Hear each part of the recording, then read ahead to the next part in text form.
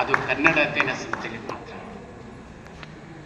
ನನಗೆ ಜಾನಪದ ಅಂದ ತಕ್ಷಣ ಕರಾಕುರು ಅವರ ನೆನಪಾಗ್ತದೆ.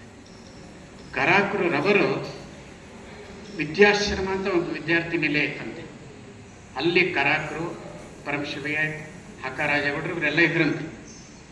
ಆಗ ಕರಾಕುರುಗೆ ಅದೇನು ಹುಚ್ಚೋ ಗೊತ್ತಿಲ್ಲ, ಹಳ್ಳಿಯವ್ರು ಯಾರು ಹಾಡ್ತಾ ಇರಲಿ ಅದನ್ನು ಹೋಗಿ ಬರ್ಕೋಬೇಕು, ಅದನ್ನು ಪುಸ್ತಕ ಮಾಡಬೇಕು, ಅದನ್ನು ಬರ್ಕೋಬೇಕು. ಹೀಗೆ ಗ್ರಾಮೀಣ ಪ್ರದೇಶದ ಎಲ್ಲ ಬಗೆಯ ಗೀತೆಗಳನ್ನು, ಅದರಲ್ಲಿ ಹೆಂಗಸರು ಹಾಡ್ತಾ ಇದ್ದಂಥ ಹಾಡುಗಳನ್ನೆಲ್ಲ ಅವ್ರು ಅಂದ್ಕೊಂಡಿದ್ದ ಆ ಕಾಲಕ್ಕೆ ಹೆಂಗಸರು ಹಾಡುವ ಹಾಡುಗಳು ಅಷ್ಟೇ ಜಾನಪದ ಅಂದ್ಕೊಂಡ್ಬಿಟ್ಟಿದೆ. ಅದು ಎಲ್ಲ ವಿಧವಾದ ಶಾಸ್ತ್ರಗಳಿಗೂ ಸಂಬಂಧಪಟ್ಟಂಥ ಅದನ್ನು ಸಂಗ್ರಹಿಸಿ ಎಷ್ಟು ಪುಸ್ತಕಗಳು ತಂದರು ಅಂತ ಹೇಳಿದ್ರೆ ಕರ್ನಾಟಕದಲ್ಲಿ ಅದು ಒಂದು ಆಂದೋಲನ ಆದಂಗಾಯ್ತು.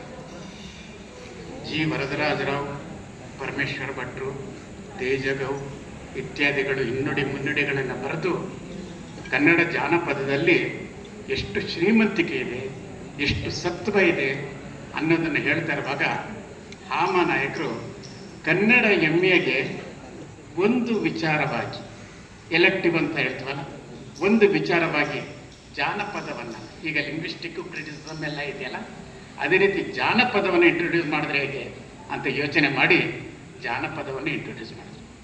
ಅದು ಕಾಲಕ್ರಮದಲ್ಲಿ ಜಾನಪದ ಎಮ್ಮೆ ಬರುವುದಕ್ಕೂ ಕಾರಣ ಆಯಿತು. ಬಹುಶಃ ಭಾರತದಲ್ಲಿ ಜಾನಪದ ಎಮ್ಮೆ ಮಾಡಿದ್ದು ಕೂಡ ನಮ್ಮ ವಿಶ್ವವಿದ್ಯಾನಿಲಯ. ಇದನ್ನ ಬೇರೆ ವಿಶ್ವವಿದ್ಯಾನಿಲಯ ತಲೆ ಕೆಡಿಸ್ಕೊಳ್ಳೇ ಇಲ್ಲ, ಅವ್ರಿಗೆ ಜಾನಪದದ ಬಗ್ಗೆ ಅಷ್ಟು ಅರಿವು ಇರಲಿಲ್ಲ. ಇಲ್ಲಿ ಕರಾಕರು, ಜೀಶಂಪ ಇತ್ಯಾದಿಗಳಿದ್ದರಿಂದ ಬಹಳ ಕೆಲಸ ನಡೆಯೋದಕ್ಕೆ ಸಾಧ್ಯ ಆಯಿತು.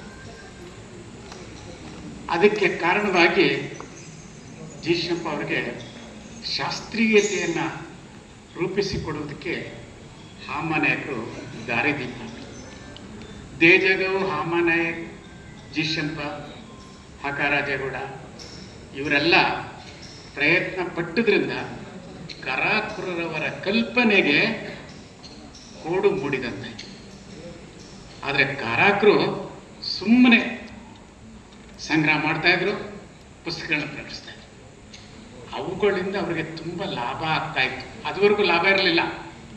ಸರ್ಕಾರ ಅದನ್ನು ಗುರುತಿಸಿ ಈ ಪುಸ್ತಕಗಳನ್ನು ಪ್ರತಿ ಕಾಲೇಜಿಗೆ, ಪ್ರತಿ ಶಾಲೆಗಳಿಗೆ ಕೊಂಡ್ಕೋಬೇಕು ಅಂತ ಹೇಳಿದಾಗ ಅವ್ರನ್ನ ಅದೇನು ಸ್ವಂತನ ಯಾರೋ ಹೇಳಿದನ್ನು ಬರ್ಕೋತಾನೆ, ಪುಸ್ತಕ ಮಾಡ್ತಾನೆ, ಕೈನಿಂದ ದುಡ್ಡು ಕಳ್ಕೊತಾನೆ ಅಂತ ಹಣಕ್ಕಿಸ್ತಾ ಇದ್ದವರು ಇದನ್ನು ಸರ್ಕಾರ ಪುಸ್ತಕಗಳನ್ನ ಕೊಡ್ತಾ ಇದೆ,